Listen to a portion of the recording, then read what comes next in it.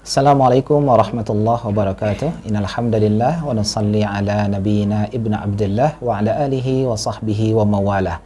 Sahabat media Namliko, kembali kita dengan program Simeka, Sirah Menjelang Berbuka.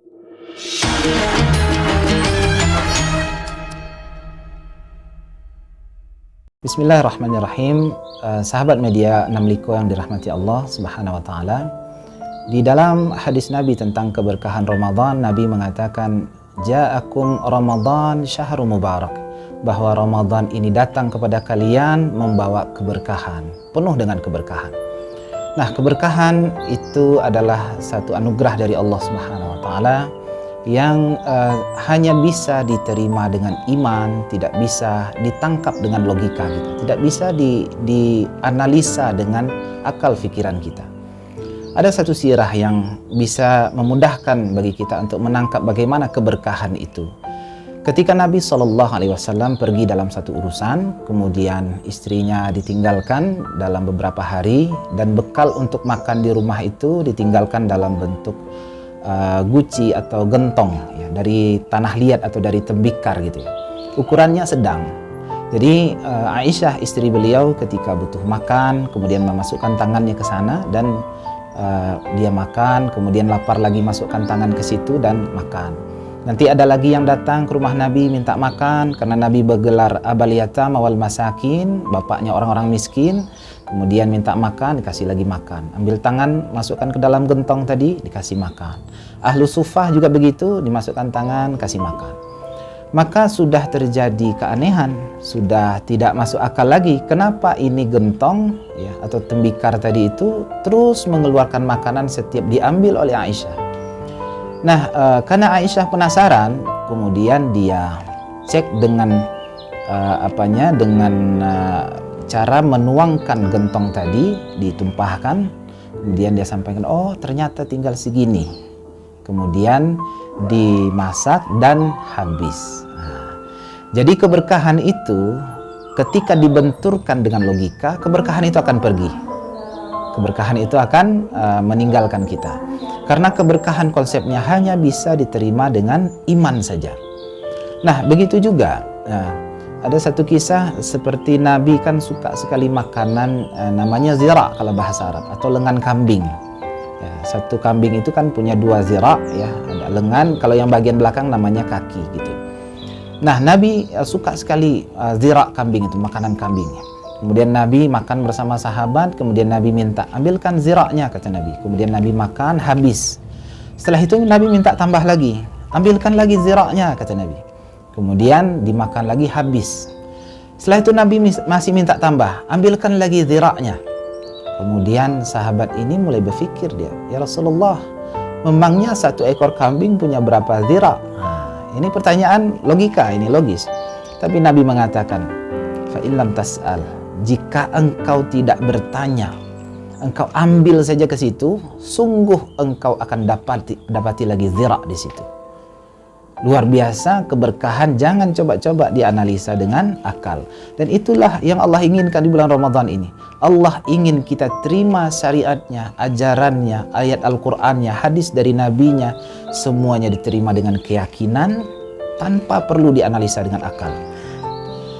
Para sahabat Nabi ketika mendapati salat Idul Fitri bersama Nabi, Nabi ketika sedang salat itu membuka sendal. Kemudian para sahabat membuka sendal. Kemudian setelah selesai Nabi tanya, kenapa kalian sholatnya buka sendal? Apa jawaban mereka? Ya Rasulullah, kami dapati engkau itu buka sendal. Ya sudah, kami buka sendal. Ini tidak ada istilahnya analisa dulu baru dilaksanakan, tidak begitu. Bahkan yang lebih ekstrim lagi seperti Abu Bakar, Umar bin Khattab itu, kalau Nabi tertawa dia tertawa, kalau Nabi menangis dia menangis. Ditanya orang, kamu kenapa nangis?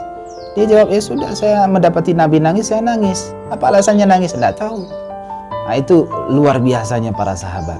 Dan itu semua hanya ditangkap dengan iman. Nabi Musa alaihissalam. Nabi Musa adalah orang yang sangat cerdas. Dan tentu saja Nabi dari bangsa Bani Israel ini tentu saja kalangan orang-orang cerdas. Ya. Bani Israel secara intelektual memang dilebihkan oleh Allah dari yang lain. Itu sampaikan dalam Al-Quran, wa anni faddaltukum 'alal alamin. Mereka orang-orang cerdas. Kalau kita lihat sekarang negara Israel itu tingkat pendidikan itu rata-rata penduduknya S3 loh. Nah, tentu yang paling cerdas adalah nabinya, yaitu Nabi Musa alaihissalam. Nabi Musa diceritakan banyak sekali dalam Al-Quran. Kisah Nabi terbanyak dalam Al-Quran adalah Nabi Musa. Ada 136 kali diceritakan, tersebar dalam 30 surat. Dan semuanya adalah kisah Nabi Musa menerima syariat dengan iman, tidak memakai akal. Bahkan dalam kondisi kepepet sekalipun yang emergensi saja, Nabi Musa tetap kukuh mempertahankan iman. Tidak ada analisa. Misalkan ketika dia dikejar oleh tentara Fir'aun dari belakang, mau dibunuh seluruhnya oleh tentara Fir'aun. Di depannya Laut Merah, ya, berenang ke depan mati, mundur ke belakang siap dibantai. Itu Bani Israel sudah bertanya-tanya, wahai Musa, kami sudah tidak ada lagi ini, mati sudah kita ini. Apa yang bisa kita lakukan? Kata Musa, tenang, ya, Allah tak mungkin tinggalkan kita. Ya terus bagaimana Musa, apa yang kita lakukan? Tunggu, sabar, belum turun lagi perintah dari Allah. Kita tunggu saja. Dan di detik-detik terakhir baru Allah turunkan perintah. Allah selamatkan mereka semua. Nah, ini cara kita membaca keberkahan di bulan Ramadan itu adalah dengan iman. Ya. Tidak seluruh dari syariat kita ini harus masuk akal. Ketika iman yang menerima, kita yakin dengan janji Allah, percaya dengan apa yang disampaikan Nabi, insya Allah ada keberkahan, ada keajaiban di situ. Ada sahabat sirah, terakhir ada satu kisah, ini benar terjadi di negeri Timur Tengah gitu kan. Ada orang yang dalam satu perjalanan ke masjid atau satu keperluan, ya, kemudian orang-orang lain datang menghampiri si Fulan ini, wahai Fulan, pulang ke rumah. Kenapa? Rumahmu terbakar. Ya, kemudian si Fulan tadi dengan tenang dia menjawab, tidak mungkin rumah saya terbakar, tidak mungkin itu. Kemudian orang lain sudah mundur, ya sudahlah kalau begitu. Kemudian beberapa saat lagi ramai orang mengatakan, kalau dalam hadis ini sudah derajat mutawatir kan begitu. Orang mengatakan, wahai Fulan, segera pulang ke rumahmu, satu komplek perumahanmu kebakaran seluruhnya, cepat selamatkan barang-barangmu. Si Fulan ini dengan tenang mengatakan, saya tidak mungkin rumah saya terbakar, saya akan tetap melanjutkan perjalanan. Kemudian setelah selesai urusannya, dia selesai ibadah di masjid, kemudian dengan tenang dia pulang. Masya Allah, begitu sampai di depan rumahnya, itu satu komplek perumahan terbakar kecuali rumah dia. Maka dia diperiksa sama polisi, ditanyai, diinterogasi segala macam. Bapak, kenapa rumah bapak ini tidak kebakaran? Kenapa bapak yakin betul ini rumah tidak kebakaran? Kemudian si Fulan ini mengatakan, saya yakin karena saya tadi keluar rumah, saya sudah baca doa. Bismillahilladzi la yadhurru ma'asmihi syai'un fil ardi wala fis sama'i wa huwas samiul alim. Dan Nabi saya mengatakan, siapa yang membaca doa ini, la yadhurruhu ma fil ardi wala fis sama', tidak ada yang bisa mencelakakannya apa yang di langit maupun di bumi. Saya percaya itu. Nabi, saya berjanji, Allah yang menjamin. Apa yang saya ragukan lagi? Dan betul Allah Subhanahu wa taala jaga rumahnya. Nah, apakah kita percaya dengan syariat ini seperti kita percaya seperti itu? Ya, yakin yang penuh, bulat, tidak boleh sumbing sedikit pun. Dan itu yang kita lakukan untuk menjemput keberkahan Ramadan itu. Mudah-mudahan kita bisa mengikuti jejak para sahabat itu, bisa mengikuti langkah mereka dalam menerima syariat ini, dalam menerima setiap perintah kepada kita. Sami'na wa ata'na, kita dengar dan kita patuhi, dan itulah awal keberkahan yang akan datang kepada kehidupan kita. Sahabat media Namliko yang dirahmati Allah, pernah suatu kisah terjadi di zaman Nabi yang kita kenal dengan perang Khandaq. Perang Khandaq itu perang menggali parit, ya. Jadi sahabat ketika itu makanan sedang susah, mereka harus kerja siang malam gitu. Dan mereka mengadu kepada Nabi, Rasulullah, tidak ada lagi kami tenaga untuk menggali parit ini. Mereka buka baju mereka, kemudian terlihat di perut mereka itu ada batu yang mereka ikatkan di perut mereka untuk menahan rasa lapar. Karena kondisi seperti itu, Nabi juga buka bajunya, kemudian ternyata di baju Nabi batu kiri kanan diikatkan, menandakan Nabi lebih lapar pula daripada mereka itu.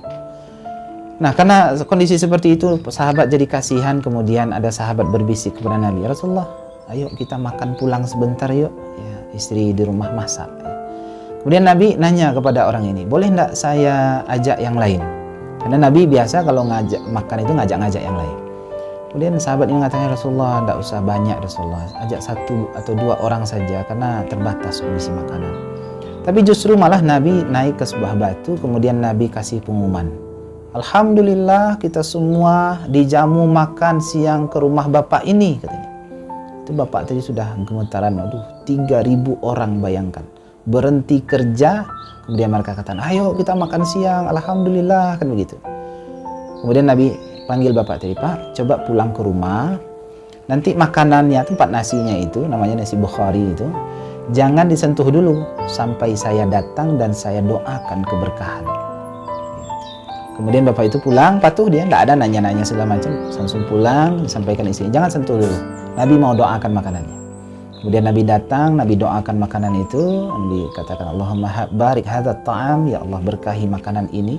Dan itu doa biasa kita dapati ketika mau makan, ya Allahumma barik lana fima razaqtana, kan begitu.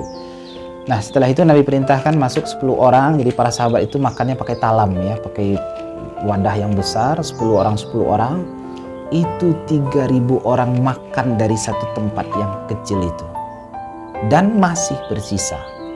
Orang yang menyendokkan makanan itu bilang, setiap saya sendok nasi itu balik lagi seperti semula. Tidak berkurang makanannya. Maka heranlah mereka pun nanya sama Nabi, Rasulullah, 3.000 orang sudah makan. Ini makanan masih nyisa. Kata Nabi, kasih orang sekeliling. 1 kampung makan dari makanan itu. Dan belum juga berkurang. Kemudian para sahabat ini mengatakan, ya Rasulullah, ini masih sisa bagaimana? Kata Nabi, simpan untuk nanti. Nah, ketika dibilang simpan, dia salin makanan itu, ya kalau sudah dibegitukan ya sudah dimakan dan habis. Jadi begitulah konsep keberkahan itu, sedikitnya menjadi cukup, tidak peduli lagi sedikit atau banyak, kalau sudah berkah insya Allah cukup. Dan banyak sekali kita temukan persoalan ini. Kami sendiri setiap Ramadan biasa menjamu fakir miskin makan, juga seperti itu. Ramadan tahun kemarin makanan hanya sedikit, sementara tamu yang datang sangat banyak. Cukup alhamdulillah, karena kita minta keberkahan kepada Allah Subhanahu wa taala. Yang banyaknya kalau tidak berkah belum tentu cukup.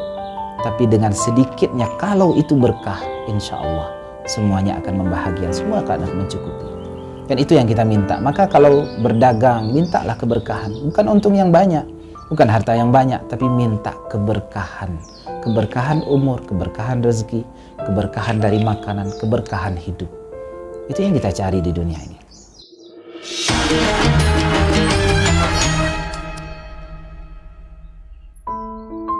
Baik, demikianlah sahabat media 6 Liko. Semoga bermanfaat. Nantikan episode berikutnya tentang bagaimana sirah menjelang berbuka puasa. Selamat menunaikan ibadah puasa dan selamat berbuka. Semoga Allah merahmati kita semua. Assalamualaikum warahmatullahi wabarakatuh.